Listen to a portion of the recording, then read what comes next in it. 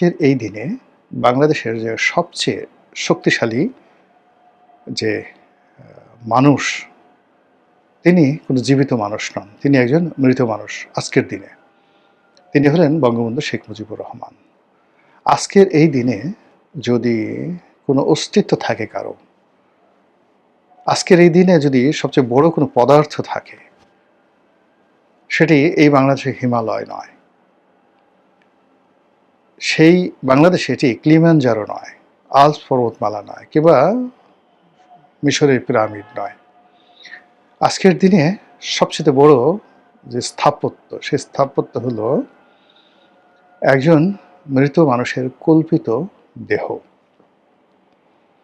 তিনি জীবিত নাই, তার লাশ হয়তো মাটির সঙ্গে মিশে গেছে, কিন্তু মানুষের মননে যে একটা ছবি আঁকা আছে, একটা চিত্রপট তৈরি হয়েছে, একটা পোর্ট্রেট তৈরি হয়েছে, একটা স্থাপত্য তৈরি হয়েছে, সেটা হলো বঙ্গবন্ধুর একটা ভাবমূর্তি।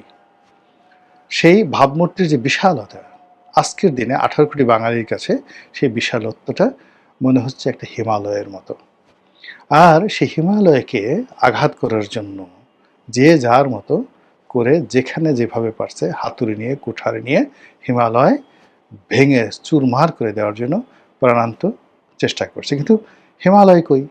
হিমালয় তো মানুষের মাথার মধ্যে। ফলে আপনি তো 18 কোটি মাথা ভাঙতে পারবেন না।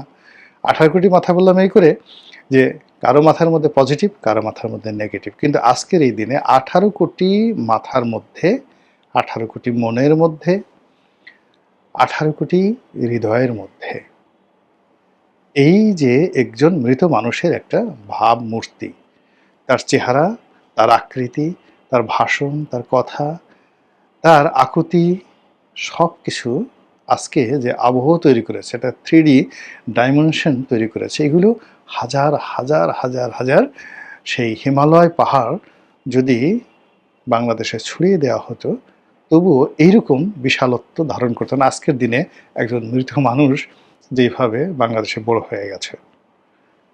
এটা তো হওয়ার কথা ছিল না, আর এটা প্রয়োজনও ছিল না, এটা কেউ ভাবে চায়নি।